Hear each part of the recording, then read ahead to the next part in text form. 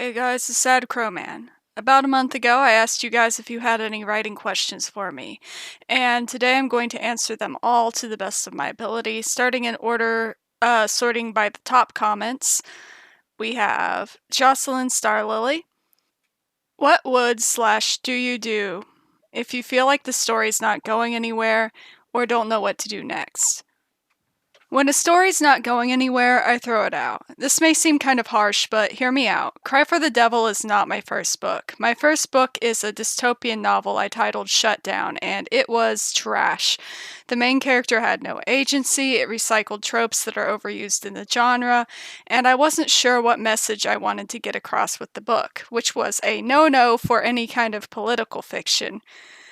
At first, once I finished book one, I went to book two, and then I realized I had no idea where to go because the character had no growth or potential. That's where I got lost and I started to think, part one was pretty dull. What was I even trying to do here? And instead of continuing that aimless story, I decided to trash it and apply all the lessons I learned to Cry for the Devil.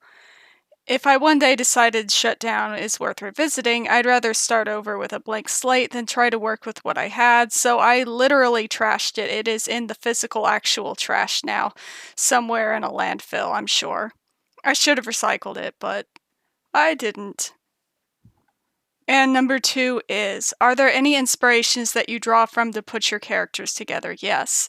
I take inspiration from everything around me and everything inside of me as well to create my characters. I especially like to give my personality traits to characters, both negative and positive, as it helps me relate to them. And of course, reading books is always inspirational. I try not to take too much inspiration from other books though, because I don't want to risk telling the same stories that have been told over and over again. I feel like a lot of books nowadays are just the kind of like other books regurgitated. I think the last two thrillers I read had pretty much the same basic plot. I I mean, I don't mean to rip on fiction. Yeah, I'll just stop here and right now before I say something I regret. Galaxy has several questions for me. One is, what authors do you think have inspired or influenced your own writing the most?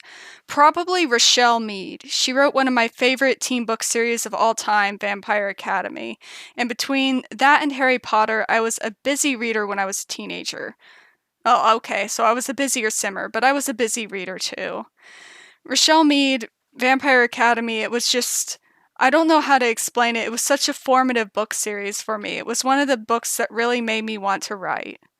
I mean, Harry Potter also really made me want to write, but the author makes me want to quit writing now, so I now give all my credit to Rochelle Mead because she has never made me want to quit, if you know what I mean. What characters do you have the most fun writing? Oh, that's the bad guys for sure. I find myself rooting for them sometimes, even when it's a bad idea to let them win. It's a bit of a problem. Do you come up with a plot or concept or characters first? Is there any specific reason for your choice, or is it just convenient?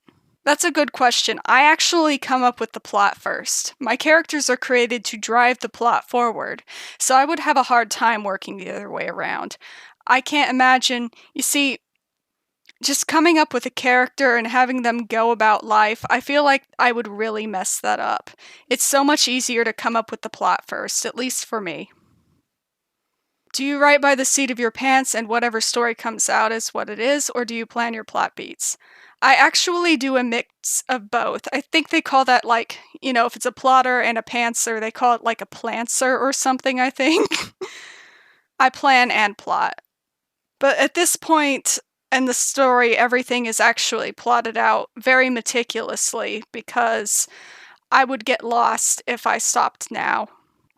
It's just too big. I had to start keeping track of everything, or else the characters in the story would all just grow out of control and it'd all be gone. And this question, okay, I have a lengthy answer for this one. What's the biggest difference between first draft and final product you have? Do you think the change was for the better?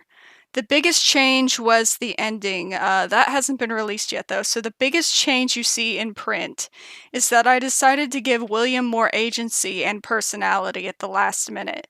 You know, as much agency as a kidnapping victim can have. He was originally just there as a narrator through which the reader could experience the story. He functions similarly to one of those anime characters who only exist so teenage boys can feel strong and get the girl, except instead of feeling strong and get the girl, you get to feel kidnappable and brainwashable instead. This didn't work out though, because most people wouldn't do any of the things William did, so in the end, making him a more round character was the right decision. The trade off is that early readers mistook him for the main character and didn't like that he wasn't more central to the plot. But I'll be fixing this in the re release by making him an actual main character, and with all of the characters having their own point of view, it should be more clear that they're all important to the story, so I think it's all going to work out in the end by the time I re-release it. Next question is, what kept you working on your book? Did you ever consider giving up? Did you ever think you'd ever actually get it published? Well, I never considered giving up because I was driven by obsession. I know I said with J.K. Rowling makes me want to give up, but you see, I didn't know she was a TERF until shortly after the publication of Cry for the Devil, so... You see, anyway, to me, writing that stupid book was my destiny. I'm not kidding here. I thought it was my destiny to write that dumb book. I was in love with the story for all its flaws. However, I never believed it would be published, at least not traditionally, which is why I turned to self-publishing. The story is really niche and just really weird, and I just can't imagine any publisher looking at this story and going, yeah, this is gonna sell well. This is gonna go off the shelf like hotcakes. No. So I realized the only way to get it out there in any capacity was for me to publish it myself. I did feel like giving up after it flopped, though, especially since my inspiration for writing decided to go TERF, but... What's important is that I didn't feel like giving up forever. Next question is, what are some tips and tricks you've learned while writing? Don't write what you know, write what you love. You can always learn what you need to write, but passion is irreplaceable. Okay, on to our next questioner. We have Tiny Dreamer. Number 1, how do you plan everything out? Did you have a basic outline of major plot points and sort of improv the fine details, or did you have something more detailed? The truth is, I didn't have everything planned out, at least not for the first draft. The plotting came later on. First, I wrote the first chapter, and then I wrote the last chapter. After that, I just sort of made everything up as I went along, and anytime I got temporarily stuck, I just think, hey, what needs to happen to get the plot on par with that last chapter? And I didn't stick with the last chapter. Like I said, I changed the ending, but anyway, a month later, ta-da, I had my first draft. The plotting took place afterward to arrange everything more artfully. Basically, when writing a book, you just make everything up and then you go back and you make it look like you had everything planned that way all along. It's all a big lie. No writer has the big twist planned right when they start, unless that's what they're framing the whole book around. Number 2 is, did you always know how your story was going to end, or did you have a few endings to consider and decided on one as you wrote?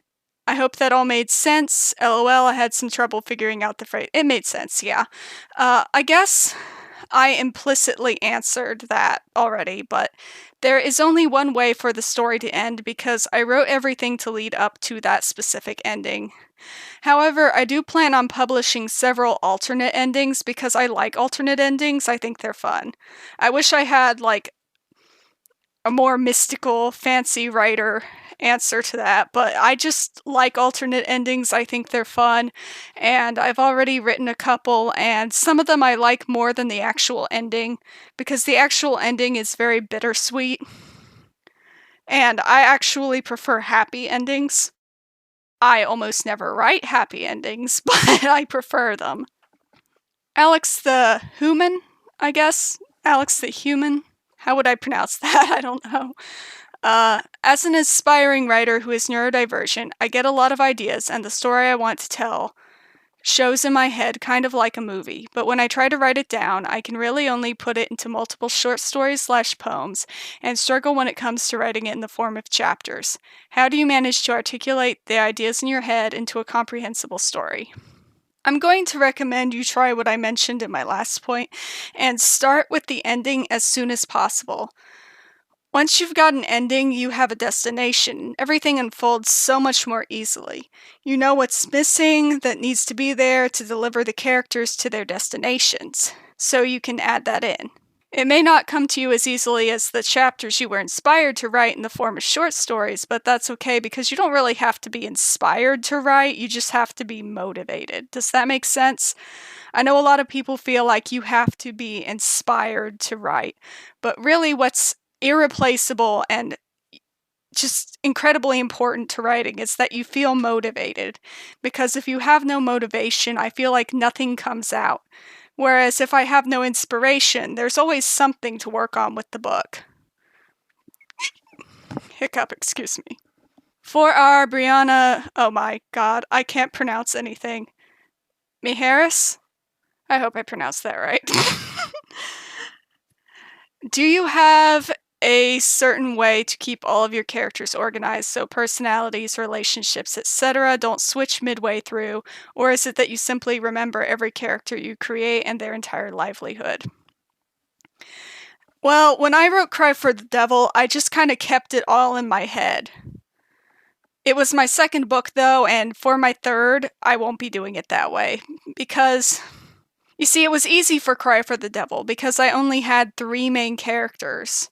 But now, as the story is expanding, I'm working on a character sheet that I'll be publishing later on my Patreon, and that will make it easier for me to keep track of all the things I come up with, because at some point it does become a struggle to juggle all of these characters. Lilmer asks, do you find it easy or hard to pick names for your characters? It's super easy to me, but most of my friends seem to struggle with it. Sometimes it's easy, sometimes it's hard. In the case of Elijah, I had a name picked out that I like. I really like the name Elijah, though some people complain about how I pronounce it. I'm a hillbilly, okay? In the case of Simone, Tonya, and William, I just randomly picked names out of thin air with the intent of changing them later, only to grow attached to those names. Actually, no, William used to be named Nathan, but yeah, that's right. William used to be named Nathan, and I picked out the name William for him because I wanted something classic and not, I don't know, he seemed like a William. Now I think maybe I should have changed it to something else, but William works. As for the names Yorios, Arati, Mikhail, and Antonis, they were all picked from baby name sites. Areti, I changed the pronunciation of because it's just, I can't do it, I can't do a trill. And I wanted to make it easier, so I went with Areti instead of Arati. Yeah, I tried, I failed. And as for Mikhail, I always pronounced his name incorrectly. I realize now it was supposed to be Mikhail, or Mikhail, not Mikhail, the way I was pronouncing it. And I agonized over his name the most because, well, for one thing, I published it like that and realized I had been pronouncing it all along the wrong way, and Mikhail just didn't suit the character. But then I got the idea to change it to Miguel, which sort of sounds close to Mikhail, the way I was mispronouncing it, but it also fits in with his Mexican heritage. Did I use the word heritage right? I sure hope so. Anyway, it only took me until 3 years after the Flops publication for me to figure it out, but that's okay because at least I figured it out before the re-release, and Miguel is a good name. That, I'm going to guess that's pronounced Mixin Witch Alt. Maybe it's Mexican Witch? I don't know. I'm sorry. I am definitely not the name whisperer here. I'm going to pronounce all of these names wrong. Do you have any advice for writers who don't know how to separate character dialogue? Like, how do you keep two characters' speech style apart, excuse me. Yeah, this is a weakness for a lot of writers. It's just something that takes practice, really. I find that it's not even worth coming up with a speech style for every single character.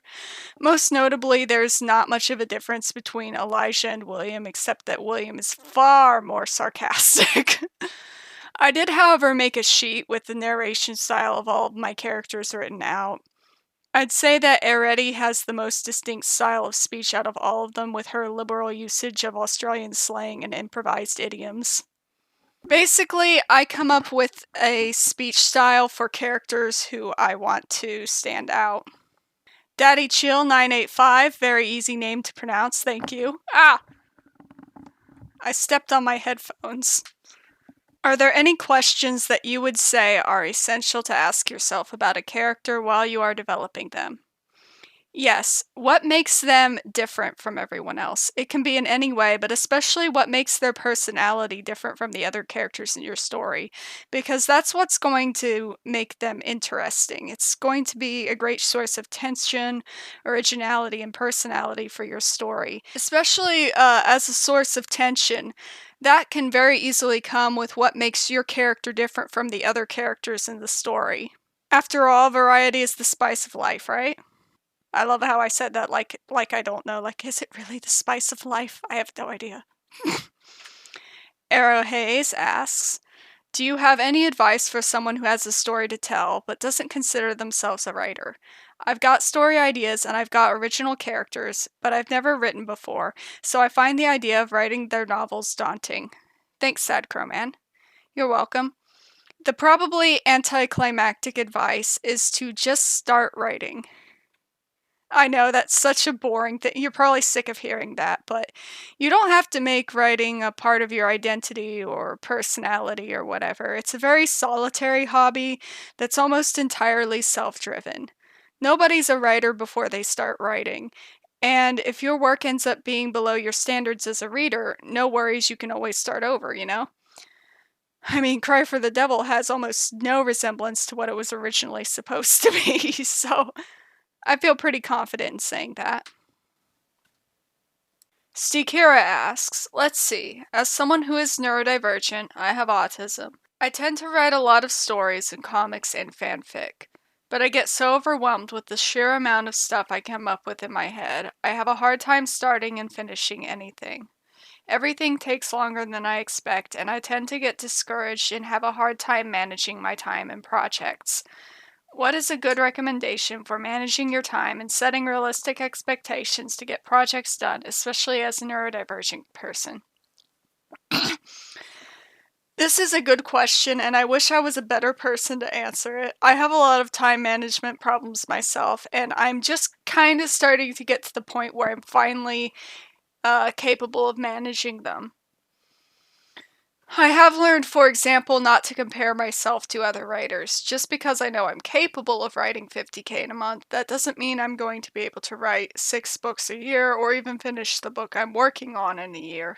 But if I don't write at all, I'll never know if one day I'll be able to do that, you know? Well, I don't think I'll ever be writing 6 books a year because the books I write are long, but you get my drift. Comparison is the thief of joy. And it's also the thief of productivity. Right now, I'm having issues focusing on my work. Part of that is because of depression, which, if you have any depression symptoms, I recommend getting those taken care of because it really does help a lot to get on medication for that.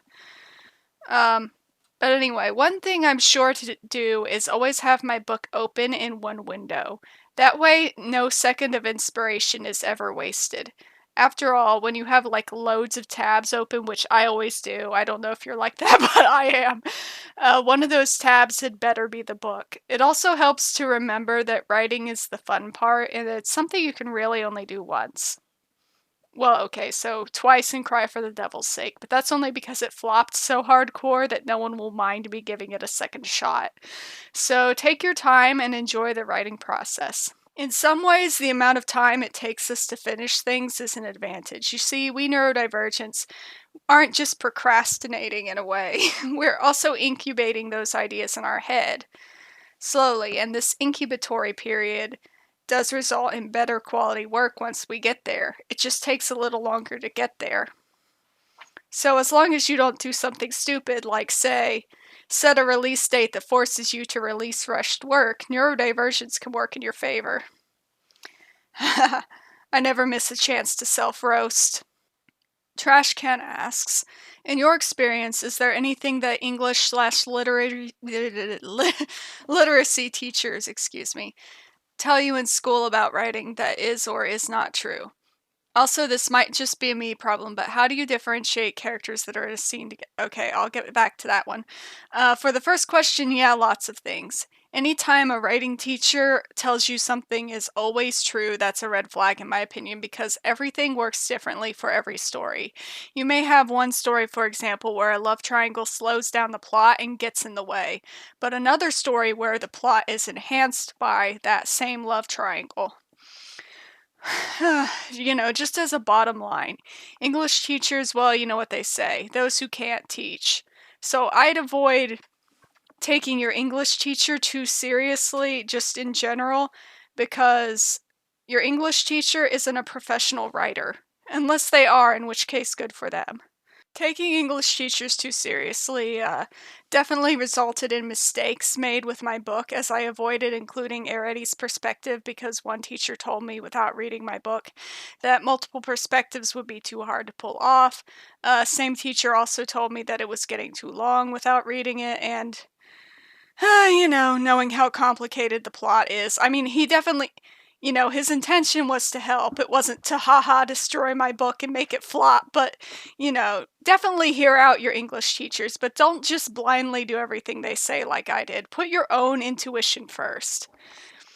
As an honorable mention, I also had a teacher in the 90s who put up a poster with a ton of annoying verbs that we were supposed to use instead of the word said. It really bogged down my writing because my characters couldn't just say things, they had to retort them and shriek them. Oh man, those were dark days. Excuse me, hiccup again. Now for the second question. Also, this might just be a me problem, but how do you differentiate characters that are in a scene together and have the same pronouns in a third person story? Is there a way to make it more clear who's doing what without saying their names a million times, or just hoping the reader knows? So, this is a funny question to ask me because, William is the narrator, and the other characters who he's talking about constantly in first person are Eretti and Elijah, one boy, one girl, and I actually wrote the story like that intentionally. There was a point in time where I thought, why am I writing about a straight couple when I could be writing about lesbians? And I almost made Elijah a woman. I was planning on making him a biker chick, and then I thought about this very problem. I'm like, man, how am I going to differentiate pronouns now? So, you tell me when you find out because I actually don't know. Maybe I'll have this one figured out by the end of book 2, by the book of end 2. See, I can't even talk. A asks, how do you build up a cast of characters? I struggle moving between relationships, and most of my stories end up with a tiny cast, which doesn't leave much room for anything. Now, I admit, I think a tiny cast of characters is actually better. It's fewer names for the reader to have to remember, and you really get to dive into a few relationships rather than leaving some scant details about a large cast. Unless, of course, you're writing a huge series like Game of Thrones, whatever, the average book doesn't allow you a lot of time to really go into depth about a lot of characters. But if you want to expand your cast, the trick is to know what purpose every character serves in the story. So if a time comes when there's no character who can do what the plot needs, that's when you need to create a new character who can fulfill that role. It could be that your stories are very character driven, in which case you won't need a large cast to tell the story at all. It really depends. I mean, Cry for the Devil has 2 arguably 3 main characters, and most of the other characters are really just side characters who help the plot along. So you really don't need a lot of characters for a good book, in my opinion. The Raccoon Pope. Excuse me. The Raccoon Pope asks, are there any words/phrases that you've noticed you use frequently when writing? Ah, yes. Sigh, I sigh sighingly at all the sighs on my sighing pages. I put my hands on my hips and sigh, then cross my arms and sigh again. Sigh, I sigh. Okay, I'm gonna mispronounce this one. Kylo Cat Kai asks, could you do a video about how you're able to write so many pages? I find even with my most compelling concepts, I can't seem to go over 2 pages. I put this question in the last community post, so sorry for the spam, Crowman. No, I'm glad you added it twice, because I actually saw that comment, and it was what gave me the idea to make this video. So thank you for that, first of all. And I think if I recall, somebody responded with autism. Which made me laugh because, yeah, it's true. My autism made me obsessed with this fictional Philadelphia and the sometimes lovable, sometimes not so much cast of characters inside of it. The more obsessed you are with a concept, the easier it is to write. Perhaps it only takes you 2 pages to write a concept down, but the more time you spend working with your characters and falling in love with them, the easier it is to write, in my experience. Most of my ideas start out as a paragraph, but the longer I meditate on them, the more that paragraph expands until it turns into a full scene. Socks Purrs asks, how to not constantly re-edit the first draft before even finishing writing it all out. Crying emoji. My worst habit. I feel ya. I do the exact thing. There was one period in my life where I got some kind of repetitive strain in my pinkies from hitting the backspace key over and over again. I was typing like 5,000 words a day, and that's just the words that stuck because most of them I was backspacing. So you can imagine how horrible my fingers felt. Actually, I can still feel some of that strain in my pinkies to this very day, and it has been about 7 years now. So try perhaps to think of it as a drawing. You could draw a photorealistic eye and then draw everything around it, but it would probably look wonky because you didn't frame out the rest of the drawing or plan the composition out before putting in the details. So try to remember to get that basic sketch of the story down before editing the hell out of it, even though sometimes editing is actually the best part. Maybe an unpopular opinion, but I really enjoy editing. I love it. I could do it like 1,000 times over and never get tired of it. Dummy Yogurt asks, how do you make your characters feel real inside of your head? To elaborate, I have this one character who's very grounded for me. I can very easily imagine what they'd say or do in a certain situation. The thing is, for most of my other characters, I don't have a good grasp of who they are as people. How do you get so close to your characters? Well, this one's gonna be a doozy. The first thing I do is give my characters a couple of traits that are from myself, so that way I can get to know them as well as I do myself. That's just as a starting point, though. It helps me, relate to them. I think I touched on this in an earlier point. Now, of course, this only works because I'm an extremely introspective person. But another thing I'd like to do is, the stuff I do on this channel, I like to play with my characters in simulation and role-playing games, which helps me spend time with them and think about how they'd act in certain situations, whether it be that they're suddenly a farmer in Stardew Valley or a Pokemon trainer. Sometimes that helps me think of little random details about a character that I wouldn't ordinarily think about, it made me think, what kind of video games would Arity like to play? Well, I bet she'd love Animal Crossing. I bet she'd love Pokemon. And she probably wouldn't be very good at first-person shooters. I think of stuff like that. And over time, these random things build up, and I get to know my characters very well. I also make dedicated playlists for my characters. I daydream about my characters.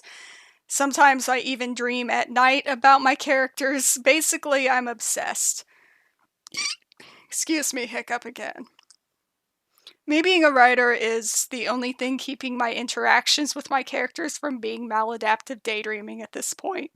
Maybe it's just because I had like a gaping loneliness in my heart when I first started writing Cry for the Devil. So I filled my life with imaginary people as a coping mechanism. So maybe this isn't the most actionable answer for like normal people, but that's the truth of how I got so close to my characters. Because I'm crazy, basically. That's the TLDR on that one. I'm crazy. Destiny Welch asks, how do you tell a story in between the dialogue? I struggle with describing the scene around my characters, even though I clearly see in my head what I want them to be doing. It sounds like you just need to reflect more on your story and what it's about. The silver lining is dialogue is a great thing to be good at because the passages of dialogue, they can actually help move the story along. The trick is knowing when to move the story along through dialogue versus when you want to do it in prose. The prose's purpose, after all, isn't to bridge one string of dialogue to the next string of dialogue, but to move the story along. So if you focus on moving the story along, the story will unfold itself in between the dialogue more easily. Does that make sense? I hope it does. XCharlieXOX asks, this may sound stupid, but how do you write the story from your head and manage to get it on paper? I feel so overwhelmed by my stories, I have no idea how to start writing them. Okay, first of all, that is not stupid. That's just a basic question. Take the story that's in your head and think of it like a movie. How do you want that movie to start? Then imagine you are in that movie. What do you see, smell, hear, taste, and feel? And then you take all that and you write it down. And that's how you have a story. And last but not least, I have 2 questions here from Nell from Hell. The first question is, what should be kept as subtext and what should be made more explicit? Well, this question in more practical terms is really, what do you want to tell the reader versus what do you want the reader to find out on their own? So think about that feeling you get when you realize something an author is implying subtly, or when you figure out something that the main character hasn't yet.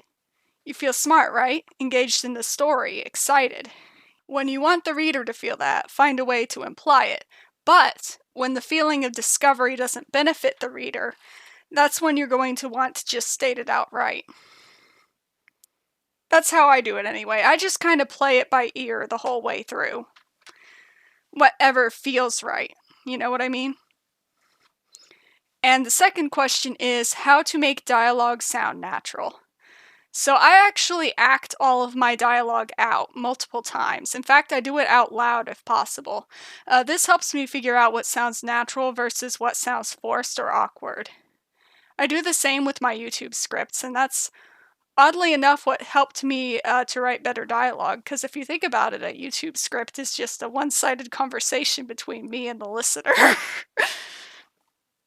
Aside from acting out dialogue, it's also helpful to listen closely how people talk to each other in the natural conversations that occur around you.